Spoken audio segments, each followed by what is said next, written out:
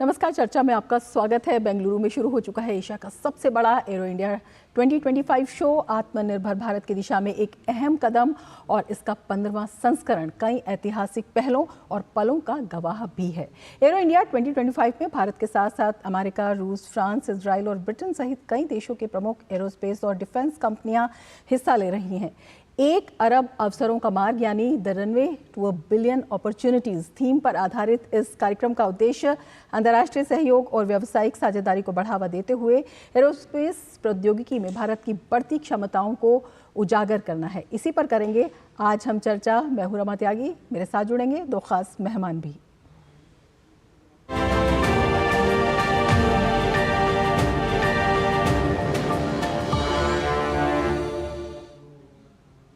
तो arrow India 2025 Bengaluru के हिराहेगा air force station पर आज से 14 फरवरी तक चलेगा। इसमें कई आधुनिक फाइटर जेट और ड्रोन तकनीक देखने को मिलेंगी।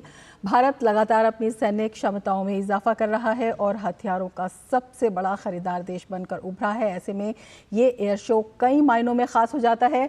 रक्षा मंत्री राजनाथ सिंह ने इसे रक्षा क्षेत्र में अनुसंधान का महाकुंभ बताया है।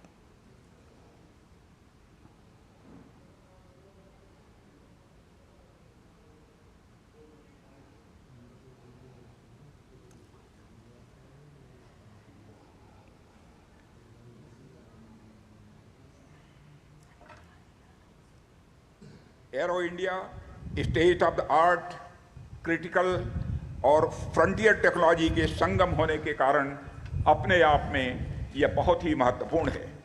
यह प्लेटफॉर्म हमें म्यूचुअल रेस्पेक्ट, म्यूचुअल इंटरेस्ट और म्यूचुअल बेनिफिट पर आधारित संबंधों को बढ़ाने का एक मंच प्रदान करता है। हमें मिलजुल कर आज की अनसर्टेनिटीज और आज के पर्सपेक्टिव में उभर रही नए चैलेंजेस से निपटने का प्रयास करना चाहिए। जहां एक तरफ प्रयागराज का महाकुंभ आत्मसंधान का कुंभ है, तो वहीं दूसरी तरफ एरो इंडिया का यह महाकुंभ अनुसंधान का कुंभ है। तो रक्षा मंत्री राजनाथ सिंह ने इसे अनुसंधान का महाकुंभ बताया है। एक तरफ परंपरा और आध्यात्म का महाकुंभ देश में चल रहा है, तो दूसरी तरफ शौर्य का महाकुंभ है ये शो। ये पीएम मोदी के विकास भी विरासत भी के नारे को साकार करता है। और अब आपको दिखाते हैं क्यों खास है एरो इंडिया 2025। आइए देखते हैं क्यों खास है एरो इंडिया 2025। अब तक रक्षा उत्पादन 1.27 लाख करोड़ रुपए हुआ पार। 2025-26 के अंत तक रक्षा उत्पादन 1.60 लाख करोड़ रुपए तक करने का लक्ष्य। पहली बार दुनिया के 2 फाइटर जेट Su-57 और F-35 कर रहे हैं अपनी शक्ति का प्रदर्शन। भारतीय नौसेना विमान कर रहे हैं MiG-29 के सीकिंग 42B और पोत रोधी हेलीकॉप्टर समेत विभिन्न उपकरणों का प्रदर्शन। इसमें चौथी पीढ़ी का लड़ाकू विमान कामोव 31 हवाई पूर्व हेलीकॉप्टर चेतावनी हो रहे हैं शामिल। 5 दिवसीय एरो इंडिया शो में पूर्वावलोकन सम्मेलन, रक्षा मंत्रियों का सम्मेलन, CEO गोलमेज सम्मेलन, आईडेक्स स्टार्टअप कार्यक्रम का हो रहा आयोजन। एयर शो के दौरान रक्षा मंत्री, रक्षा राज्य मंत्री, चीफ ऑफ डिफेंस स्टाफ और सचिव स्तर पर कई द्विपक्षीय बैठकों का हो रहा आयोजन। भारतीय सहयोगी देशों के साथ रणनीतिक साझेदारी की दिशा में ब्रिज अंतर्राष्ट्रीय रक्षा और वैश्विक जुड़ाव से आत्मनिर्भर बनाना विषय पर रक्षा मंत्रियों के सम्मेलन की हो रही मेजबानी। भारत पेवेलियन स्वदेशी रक्षा विनिर्माण क्षमताओं को कर रहा है प्रदर्शित। और इसी पर हम चर्चा भी करेंगे, इसके महत्व पर और किस तरह से आत्मनिर्भर भारत की दिशा में रक्षा क्षेत्र में एक महत्वपूर्ण कदम, महत्वपूर्ण उड़ान है ये शो। हमारे साथ 2 खास मेहमान जुड़े हुए हैं।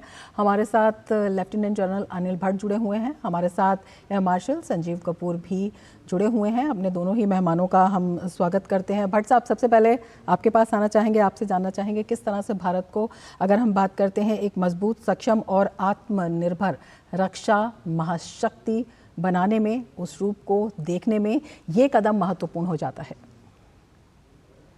देखिए, जैसा कि एरो इंडिया शो जो कि 15वां इस बार हो रहा है, हर शो में और अनेक देश अपने हथियार, अपने टूल, अपने एयरक्राफ्ट्स और बाकी चीज़ों को यहाँ दिखाने के लिए लेके आते हैं। और इस बार जैसे आपको पता है 900 एग्जिबिटर्स हैं, 90 देश हैं और 150 फॉरेन कंपनियां हैं जो कि इसमें हिस्सा ले रही हैं। पर एक बहुत महत्वपूर्ण बात इस बार है इंडियन पवेलियन। और इंडियन पवेलियन में जहां इंडियन कंपनियों की क्षमताओं को दिखाया जाता है। यही नहीं, इसरो का पवेलियन भी होना ये जाहिर करता है कि स्पेस फ्यूचर में हमारी एक क्षमता है जिसकी ज़रूरत है और जो अब डिफेंस के लिए बढ़ रही है। बल्कि मैं यहाँ पर इस्पा की तरफ से एक सेमिनार कर रहा हूँ जो कि आज 2.5 घंटे हुआ, और हमने डिफेंस स्पेस चैलेंजेस जो हमारे प्राइम मिनिस्टर ने 2 साल पहले अनाउंस किए थे उनकी क्या आज स्टेटस है, कहाँ हम उसको डेवलप कर पाए हैं, उसके ऊपर डिस्कशन हुआ जिसमें काफ़ी एक्टिविटी में लोगों ने हिस्सा लिया। साथ ही आईडेक्स जो कि डिफेंस स्पेस के चैलेंजेस हैं जिसमें टेक्नोलॉजी डेवलपमेंट के लिए गवर्नमेंट की तरफ से 1 करोड़, 10 करोड़ और 25 करोड़ का इंसेंटिव नए स्टार्टअप्स को दिया जाता है, उसकी भी बहुत सारी कंपनियां यहाँ पर थी। पूरे तौर पर यह है कि भारत की बढ़ती हुई क्षमता डिफेंस में उसका एक नजराना अगर देखना है तो यहाँ एयर इंडिया शो में दिखाया जाता है। बिल्कुल, भारत की बढ़ती हुई क्षमता। हमारे सहयोगी विशाल बैरिस्टो भी सीधे बंगलुरु से जुड़े हुए हैं। विशाल, आपके पास आना चाहेंगे, किस तरह से अलग और किस तरह से जो वहां पर दर्शक आ रहे हैं उनको एक नया स्वरूप देखने को मिलेगा? क्या कुछ नया और इंटरेस्टिंग वहां पर है? रमा, सबसे पहले मैं आपको बता दूं, मैं इस वक्त ताज वेस्ट एंड पे हूं और कुछ ही देर में यहाँ पर रक्षा मंत्री की तरफ से एक शानदार भोज दिया जाएगा हमारे खास मेहमानों के लिए, जिसमें करीब 30 देश के रक्षा मंत्री शामिल हैं और उनके जो टॉप ब्रास है फौज का वो भी शामिल होगा। इसके साथ ही हमारे तीनों सेनाओं के चीफ भी इसमें शामिल होंगे। तो मैं ये आपको बताना चाह रहा हूँ कि पहली बार ऐसा हो रहा है जब अमेरिका और रूस दोनों की तरफ से उनका जो 5th जनरेशन एयरक्राफ्ट है यानी कि सुखोई 57 और अमेरिका का जो F-35 है, दोनों पार्टिसिपेट कर रहे हैं। ये बड़ी खास बात है। ऐसा नहीं कि भारत पीछे, भारत भी अपना 5th जनरेशन एयरक्राफ्ट बना रहा है। हमने दिखाया दुनिया को अपना तेजस। अब हम AMCA बना रहे हैं जो 2027 के एंड तक हमारे एयरफोर्स पे शामिल हो जाएगा। तो ये काफी अच्छा एक ब्रिज है मैं कहूंगा, जिसमें युवाओं का पार्टिसिपेशन बहुत इंपॉर्टेंट है। आपने स्टार्टअप्स की बात सुनी कि आईडेक्स के जरिए करीब 25 करोड़ तक का इंसेंटिव आपको दिया जा रहा है और हम सब जानते हैं कि आगे का जमाना आर्टिफिशियल इंटेलिजेंस का है। इसमें युवाओं की भूमिका बहुत अहम है। इसके साथ ही जो MSMEs है उनका भी बहुत क्रूशल रोल है। और जो इंडिया पवेलियन की बात अभी आपको बताएगी, इसमें 30 ऐसे प्रोडक्ट्स हैं जो मेड इन इंडिया है। इस पूरे आयोजन का एक ही खास मकसद है make in India, make for the world. हम आत्मनिर्भर तो होना चाहते हैं रमा, लेकिन हम दुनिया को ये कहना चाहते हैं कि हम वर्ल्ड इज अ फैमिली में वसुदैव कुटुंबकम में बिलीव करते हैं। इसलिए हम चाहते हैं कि जो चेंजिंग वर्ल्ड डायनेमिक्स है उसके तहत जो हमारे मित्र देश है वो साथ में रहे ताकि किसी भी चुनौती का सामना कर सके। साथ ही भारत भी अपने रक्षा उत्पाद उनको जरूरत पड़ने पर दे सके। और जैसे कि रक्षा मंत्री ने घोषणा भी की कि हम 100 देशों से ज्यादा के करीब हम अपने रक्षा उत्पादों को एक्सपोर्ट कर रहे हैं। तो इस लिहाज से ये जो एरो इंडिया शो है एशिया का सबसे बड़ा शो बन गया है जो साल में 2 बार होता है। रमा, बिल्कुल। संजीव कपूर जी, आपके पास आना चाहेंगे। जिस तरह से विशाल बैरिस्टो बता रहे थे कि पहली बार कई चीज़ें हैं लेकिन बहुत खास जिस पर सबकी नज़र है, रशिया और अमेरिका के जो 5th जनरेशन के एयरक्राफ्ट एक साथ, ये अपने आप में कितना अहम हो जाता है क्योंकि 5th जनरेशन की दिशा में भारत भी आगे बढ़ रहा है। और दूसरी बात ये है कि जब ये कहा जाता है रणनीतिक रूप से भी ये जो शो है ये काफ़ी अहम है। जैसा कि जनरल भट्ट ने भी बताया, ये सिमिलर शो चीन में भी होता है, हुआई में। वो भी 2 साल में एक बार होता है जैसे भारत में होता है। और अभी पिछला जो नवंबर 2024 में चीन में हुआई में एयर शो हुआ था उसमें Su-57 ने पार्टिसिपेट किया था। जो Su-57 जहाज है एक बहुत ही बेहतरीन जहाज है जिसने कई जंगों में, जो रशिया यूक्रेन की लड़ाई है या जो सीरिया के साथ युद्ध चल रहा है उसमें काफी अच्छे से इसने काम किया। और दूसरी तरफ F-35 है जो कि दुनिया की सबसे बेहतरीन जहाज़ों में गिना जाता है 5th जनरेशन में। इसका प्रयोग इजराइल ने अभी जो भी हाल फिलहाल में उनके अटैक्स चल रहे हैं, जो ईरान पे उनके कुछ फैसिलिटीज उन्होंने टेक आउट किए हैं, कुछ हिजबुल्लाह के अगेंस्ट, कुछ हमास के अगेंस्ट और बाकी देशों के अगेंस्ट, सीरिया के अगेंस्ट, तो ये जहाज का प्रयोग बहुत ही अच्छे रूप से किया गया। दोनों ही जहाज प्रूवन हैं, दोनों ही जहाज भारत की आवश्यकता की बकेट लिस्ट में आते हैं। अब दूसरी तरफ भारत ने अपना खुद का एमका जहाज बनाने का कार्यक्रम प्रारंभ किया है, जो कि आडा ने इसी एरो शो में डिस्प्ले किया हुआ है, उसका जो बेसिक एयरफ्रेम और स्ट्रक्चर बना के।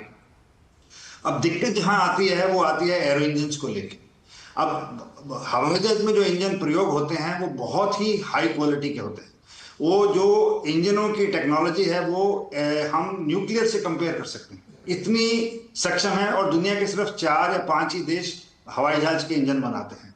अब ऐसा क्या है कि हवाई जहाज के इंजन और देश नहीं बना सकते? तो आपके व्यूअर्स के लिए, दर्शकों के लिए मैं बताना चाहूंगा कि उसके जो जहाज के अंदर जो कंपोनेंट्स होते हैं, कम से कम 10 से 15 हजार components at any given time move कर रहे होते हैं।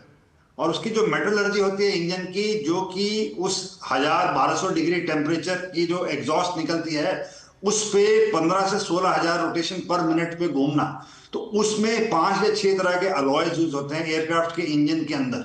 वो अलॉयज भारत में वो सारे उपलब्ध नहीं है, और दुनिया में बहुत कम देशों के पास ऐसा है ये मेटलर्जी जो हवाई जहाज के इंजन बना सकते। तो ऐसे ही हम एलसीए में भारत में अपने इंजन बनाने प्रारंभ किए थे। तो अगर आपको जो व्यूअर्स हैं या आपको जानकारी हो, तो हम एक कावेरी इंजन बनाया था हमने एलसीए के लिए जी। वो काफी हद तक आगे बढ़ गया था, पर उसमें जो दिक्कत आई थी वो रीहीट के उस फेज में आई थी कि वो जहाज रीहीट में नहीं काम कर रहा था इंजन ठीक तरह से। तो इसलिए भारत अमेरिका के पास गया कि हमारे को F404 इंजन दे दीजिए जो आज के एलसीए में यूज हो रहे हैं। तो अब भारत का ये वो है कि अमेरिका से अमेरिकन भी आए हुए हैं, रूसी भी आए हुए हैं, और दुनिया की सारी बड़ी कंपनियां आई हुई हैं। तो भारत का ये मानना है कि अगर हमारे को ये इंजन मिल जाए और हम इनसे ये डील कर रहे हैं अमेरिकन से, तो ये हमारे एलसीए के जो नेक्स्ट Mark 2 है उसमें काम आ जाए और एमका में काम आ जाए। तो भारत इस रणनीति से इस वक्त काम करेगा कि भारत को अपने जहाज भी पैरेलली तैयार करने हैं, और ये जो गैप हो गया हमारे स्क्वाड्स जो कम हो गए हैं उसको कहीं ना कहीं भरपाई करने के लिए हमारे को दूसरे देशों की तरफ देखना पड़ेगा। बिल्कुल, इसी रणनीति पर आगे भी चर्चा करेंगे, लेकिन उससे पहले वक्त हो चला है एक ब्रेक का। आप जुड़े रहिए डीडी न्यूज के साथ।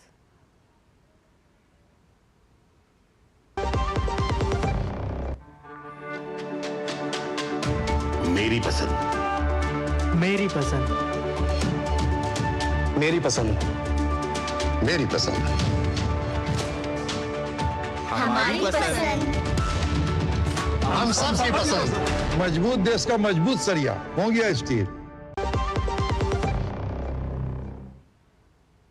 ब्रेक के बाद फिर से आपका स्वागत है हमारे इस खास कार्यक्रम में, और हमारे साथ खास मेहमान भी जुड़े हुए हैं। भट्ट साहब, आपके पास आना चाहेंगे, आपसे जानना चाहेंगे, जिस तरह से 900 से अधिक एग्जिबिटर्स हैं इस पूरी प्रदर्शनी में वहाँ पर जो लगी हुई है, और इसके साथ ही 90 से अधिक देशों का प्रतिनिधित्व है, और जिस तरह से कपूर सर से हम बात कर रहे थे, उन्होंने बताया था कि किस तरह के चैलेंजेस को पार करके लगातार हम आगे बढ़े हैं। और रक्षा मंत्री राजनाथ सिंह ने भी, आपको याद होगा, नवंबर 2024 में कहा था कि रणनीतिक रूप से भी इसमें आगे बढ़ना बहुत आवश्यक है। इतनी बड़ी संख्या में जब पूरी दुनिया के यहाँ पर जो इंडस्ट्री है, यहाँ पर जो ये निर्माता है, वो सब आए हुए हैं, तो अपने आप में कितना भारत के सिस्टम में उनका विश्वास दिखाता है, और ये कितना बड़ा एक मंच है आगे बढ़ने का। तो जैसे कि मैं बोल रहा था, जो इंडियन पवेलियन है और जो वहाँ पर कैपेबिलिटीज जो इंडिया में हैं, ये फ्यूचर में इंडिया बनाना चाह रहा है, जैसे कि एमका, ऑफ कोर्स बहुत ज़रूरी है कि हमारे को इंजन बनाने की क्षमता आ जाए, क्योंकि हम एमका के लिए उसकी बहुत ज़रूरत होगी। दूसरा कैट सिस्टम जो कि आज वहाँ पर डिस्प्ले हुआ था, उसके अलावा जो हमारी नई मिसाइल जो हमने खुद बनाई है, अस्त्रा, अंडर वाटर सिस्टम जो हमने बनाए हैं, पूरे नेवी, लैंड फोर्सेस और एयरफोर्स की जो हमारी इंडस्ट्री की बनाई हुई जो क्षमताएं हैं वहाँ पर डिस्प्ले हुई।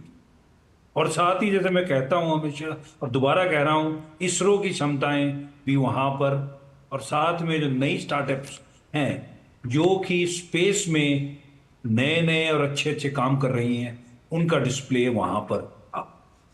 बिल्कुल। संजीव कपूर जी, आपके पास आना चाहेंगे। जब हम रक्षा क्षेत्र में भारत की क्षमता की बात करते हैं और विश्व में उसके विश्वास की बात करते हैं, तो आज हम अपने आप को कहाँ पाते हैं, जबकि आयात पर जो निर्भरता है वो कम हो रही है, हम निर्यात कर रहे हैं और बड़े से बड़ा एयरक्राफ्ट, उसकी तकनीक जो है हम यहाँ पर ला रहे हैं। जी, अगर आपको ध्यान हो तो पिछले साल अक्टूबर में माननीय प्रधानमंत्री और स्पेन के प्रधानमंत्री ने बड़ौदा में C295 का निर्माण की फैक्ट्री का उद्घाटन किया था। तो ये जो मॉडल है, ये बहुत सक्षम मॉडल है कि भारत ने 56 जहाज उनसे खरीदे थे। तो ये एक कंसोर्टियम है कासा का और एयरबस का, जो कि टाटा एरोस्पेस के साथ उनका एग्रीमेंट है, और 16 जहाज फ्लाईअवे कंडीशन में आएंगे और बाकी 40 भारत में निर्मित होंगे। अब जानने वाली ब्यूटी ये है कि इसका जो इंडिजिनाइज पार्ट है इन जहाजों का, तो जब ये अभी आए हैं उनके नॉकडाउन कंडीशन में, तो वो परसेंटेज है अराउंड 45 to 48%, जो कि आने वाले 5 से 8 साल में उसकी टारगेट है 78% तक। इट मीन्स उस हवाई जहाज जो कि लाइसेंस से हमारे पास एयरबस से आया है, उसमें भारत इंडस्ट्री जो एमएसएमईज हैं और जो बाकी इंडस्ट्रीज हैं, उसका जो कंट्रीब्यूशन रहेगा वो 78% तक जाने की उम्मीद है कुछ साल। उसके कारण जो इकोसिस्टम है in and around Hyderabad, Bangalore, Pune, Bombay, बाकी भारत के देशों में बहुत सारी इंडस्ट्रीज इस काम में जुट गई हैं। कोई रडार में काम कर रहा है, कोई कम्युनिकेशन में काम कर रहा है, कोई एयरफ्रेम में काम कर रहा है, कोई इलेक्ट्रॉनिक्स में काम। जहाज में हजारों कंपोनेंट्स होते हैं, तो उसके हर कंपोनेंट की मैन्युफैक्चरिंग में बहुत सारी टीमें जुड़ गई हैं। अब जो मेन मुद्दा है, जो मैंने आपसे पहले भी कहा था, जो फाइन चीजें हैं, जैसे फाइटर में इजेक्शन सीट हो गई, जैसे फाइटर जहाज का एरो इंजन हो गया, और किसी भी जहाज का एरो इंजन हो गया, जो रडार्स हो गए हैं, उसकी जो क्षमता है वो अभी हमारे पास नहीं है। बट जैसे मैं कई फोरम्स में भी कहता हूं कि भारत इस जो चीज हमारे को डिनाई की गई है शुरू से, जैसे न्यूक्लियर हो गया, स्पेस हो गया, मिसाइल्स हो गया, उन टेक्नोलॉजी में भारत बहुत आगे बढ़ गया है। बट वेपन्स एंड एम्युनिशन एक ऐसी चीज थी कि पूरी दुनिया आपको देने के लिए तैयार था, तो भारत ने भी उस चीज में अब ये जागरूकता आई है। अब हमारी research, education and other institutions में सरकार पैसा दे रही है फॉर रिसर्च एंड डेवलपमेंट। तो जहां आईआईटीज, इंजीनियरिंग कॉलेजेस, जो बच्चे इस टाइम पे पढ़ रहे हैं, जब तक वो आरएनडी की तरफ नहीं जाएंगे, जब तक वो खुद की अपनी रिसर्च करके अपने पेटेंट नहीं बनाएंगे इस एरोस्पेस एंड जो बाकी सेक्टर्स हैं, तब तक हम को दूसरे देशों के ऊपर निर्भर रहना पड़ेगा। बिल्कुल। विशाल, आपके पास आना चाहेंगे और आपसे जानना चाहेंगे, रक्षा मंत्रियों के सम्मेलन की जो थीम है ब्रिज, उसको भी आपसे समझना चाहेंगे, और जिस तरह से कपूर साहब कह रहे हैं, जिन ज़रूरतों को बता रहे हैं, किस तरह से उस पर बातचीत हो सकती है, और रिसर्च और इनोवेशन इस पूरे शो में कितना इम्पोर्टेंट फैक्टर है। देखिए रमा, जैसे कि कहा जाता है कि the runway two billion opportunities, तो ये बिलियन अपॉर्चुनिटीज किसके लिए है? बिलियन अपॉर्चुनिटीज है तमाम उन लोगों के लिए जो इसमें पार्टिसिपेट कर रहे हैं। उसमें ना सिर्फ साइंटिस्ट हैं, ना सिर्फ मिलिट्री वॉरफेयर में इंटरेस्ट लेने वाले लोग हैं, बल्कि भारत ये चाहता है, रक्षा मंत्री ने कहा कि प्राइम मिनिस्टर का जो विजन है कि 2047 तक हमें विकसित भारत बनना है, डेवलप नेशन बनना है, तो उसके लिए जरूरी है कि युवाओं के अंदर साइंस एंड टेक्नोलॉजी को लेकर बहुत ज्यादा इंटरेस्ट पैदा हो। हम बात कर रहे हैं कि हम किस तरह से 5th जनरेशन का एयरक्राफ्ट लेकर आ सकते हैं। हमने एडवांस लाइट हेलीकॉप्टर बनाया है जो प्रचंड है, हमने तेजस बनाया है, हमने C295 बना रहे हैं हम एयरबस के साथ मिलकर। लेकिन बात आती है पेटेंट को लेकर, तो जैसे कि अभी हमारे एक्सपर्ट बता रहे थे कि युवाओं को R&D में आगे आना होगा, इसलिए आईडेक्स अलग अलग स्कीम्स लेकर आता है, और अब तो काफी अच्छा ये इंसेंटिव भी दे रहे हैं। तो उसको मद्देनजर रखते हुए ये जो पूरा कॉन्क्लेव हो रहा है, ये इसलिए भी इम्पोर्टेंट है। एक तो इंडिया जो है वो अपना networking, it's all about networking, कि किस तरह से आप दूसरे देशों के साथ मिलिट्री वॉरफेयर में आप नेटवर्किंग करते हैं। भारत उनके लिए किस तरह का बाजार आयात के तौर पे नहीं बल्कि निर्यात के तौर पे साबित हो सकता है।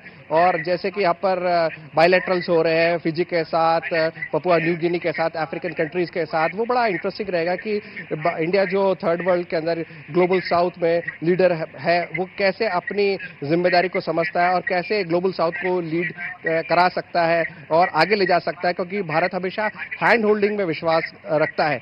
इसके साथ ही जो बात की जा रही है, आज रक्षा मंत्री ने कहा, माफ कीजिए, कल जब प्रेस कॉन्फ्रेंस हो रही थी कि अमेरिका यहाँ पर है, रशिया यहाँ पर है और प्रधानमंत्री फ्रांस गए हुए हैं, तो किस तरह का मिलिट्री नेटवर्क आप देख रहे हैं भारत के लिए। तो रक्षा मंत्री ने ये कहा कि देखिए, जो चेंजिंग जियो पॉलिटिकल सिचुएशन है उसके मद्देनजर जो बेस्ट होगा हमारे लिए, हम उसके साथ जाएंगे, जो हमारी रिक्वायरमेंट होगी हम उसके साथ जाएंगे। लेकिन हम चाहते हैं कि भारत का युवा आत्मनिर्भर भारत तब बनेगा जब भारत का युवा आत्मनिर्भर होगा। साइंस टेक्नोलॉजी और स्पेस टेक्नोलॉजी के अंदर जब भारत का युवा आगे बढ़कर आएगा, अभी काफी इंटरेस्ट दिखाया है स्टार्टअप्स ने, तो ये सारे यंगस्टर्स हैं, जब वो आगे आएंगे तो हमें किसी और की जरूरत नहीं पड़ेगी। और इंडिया जो अब एक्सपोर्टर बन गया है, उसके एक्सपोर्ट्स में पंख लग जाएंगे।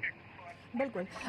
अनिल भट्ट जी, आपके पास आना चाहेंगे और आपसे जानना चाहेंगे, जिस तरह से विशाल बता रहे हैं कि बड़ी संख्या में जो है जो युवा हैं अब आगे आ रहे हैं जब हम स्टार्टअप्स की बात करते हैं, और सरकार की भी कोशिश है जो घरेलू इंडस्ट्री है उसको ज़्यादा से ज़्यादा इसमें शामिल किया जाए। तो अपने आप से किस तरह से चौतरफा फ़ायदा इसका होता हुआ दिखाई दे रहा है जब हम MSMEs की बात करते हैं और जब हम आत्मनिर्भरता की बात करते हैं? तो देखिए, ये जो गवर्नमेंट का पिछले कुछ सालों से इनिशिएटिव रहा है कि टिंकर लैब्स, अटल टिंकर लैब्स स्कूलों में बनाई जा रही हैं, और इस बजट में अनाउंस हुआ कि 50,000 बनाए जाएंगे। सेंटर ऑफ एक्सीलेंस बनाए जा रहे हैं, R&D के लिए और बजट दिया जा रहा है।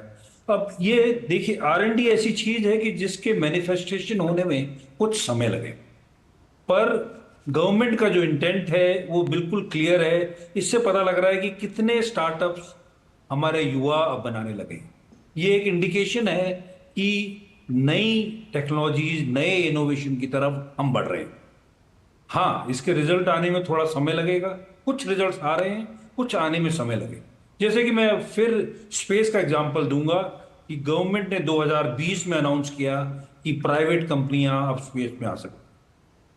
फलस्वरूप 205 स्पेस कंपनियां आज, स्टार्टअप्स आज हिंदुस्तान में काम कर रही हैं, और उनमें से 5 ने पिछले सिर्फ 3 से 4 साल में सैटेलाइट्स लॉन्च कर ली हैं। 2 ने अपने प्री ऑर्बिटल रॉकेट लॉन्च कर लिए हैं, और हो सकता है इस साल या अगले साल तक ऑर्बिटल लॉन्च कर पाएंगे। तो एक बार गवर्नमेंट अपना इंटेंट और साथ में सपोर्ट देती है तो डेफिनेटली डेवलपमेंट होता है। R&D के लिए गवर्नमेंट को काफी इंसेंटिव दे रही है, और इंसेंटिव देते रहना है, तभी हम डिफेंस में आत्मनिर्भर हो पाए। बिल्कुल, आज के दिन में हम नेट इंपोर्टर हैं। बिल्कुल। कपूर साहब, आपके पास आना चाहेंगे। बिल्कुल, आपसे समझना चाहेंगे, जिस तरह से वैश्विक विनिर्माण का हब जो है भारत बनने की तैयारी में है, लगातार इसकी कोशिश भी हो रही है, और उसी तरह से जो वैश्विक आपूर्ति श्रृंखला है उसका बड़ा हिस्सा बनना अपने आप में एक कितना बड़ा लक्ष्य है, और किस तरह से इस दिशा में भी आप आगे बढ़ते हुए देखते हैं? हमारा बेसिक जो एजुकेशन सिस्टम है उसमें एक परिवर्तन की आवश्यकता है। हमारा जो रिसर्च का जो रहता है भाग, आपके माध्यम से मैं व्यूअर्स को बताना चाहूँगा, या जो भी एजुकेशनल इंस्टीट्यूशंस वाले देख रहे हैं या जो पॉलिसी मेकर्स हैं, कि जब तक जो नई NEP बनी है उसको उसके मूल रूप में भारत नहीं लेता, जब वो बच्चा 7वीं, 8वीं, 9वीं, 10वीं क्लास से इंटरेस्ट नहीं लेता, जैसे हवाई जहाज कैसे बनता है, हवाई जहाज कैसे उड़ता है, हवाई जहाज में इंजन कैसे काम करता है, हवाई जहाज में रडार कैसे काम करता है, बॉम्ब कैसे काम करता है, मिसाइल, तो जब तक उसको ये रुचि उस दौर में, तभी जब वो कॉलेज में पहुंचता है, जब वो हायर उस एजुकेशन, उस टाइम पे जो गवर्नमेंट के इंसेंटिव प्रोग्राम है, बट उसका जो बीज बोने का काम है वो मेरे हिसाब से कहीं ना कहीं स्कूल में या early phases of college life में डलना चाहिए। तो उसके प्रति गवर्नमेंट का जो विचार है कि बड़े बड़े शहरों में उसमें इनके R&D सेंटर्स बनाए जाएं, बच्चों को जो रिसर्च के प्रति जो काम कर रहे हैं उसमें कॉर्पोरेट, अब जैसे आप विदेश में देखिए, अमेरिका वगैरह में देखिए, बिल्कुल, और इस क्षेत्र के जो आकर्षण है वो भी जो है लगातार लाए जाएं, और इस बार जो है बड़े आकर्षक जो है एयरक्राफ्ट्स वहां पर हैं, और उसमें ये भी बताया जा रहा है कि जो AI तकनीक है उसका भी इस्तेमाल होगा, और इसके साथ ही मानव रहित जो एयरक्राफ्ट हैं वो भी सबके आकर्षण का केंद्र है। बड़ा विस्तृत विषय है, लेकिन समय हमारे पास बहुत सीमित है। भट्ट साहब आपका, कपूर साहब आपका, और विशाल आपका बहुत शुक्रिया हमसे जुड़ने के लिए और इतनी महत्वपूर्ण जानकारी हमारे साथ साझा करने के लिए। इसके साथ ही इस खास कार्यक्रम में फिलहाल इतना ही। दीजिए इजाजत, नमस्कार।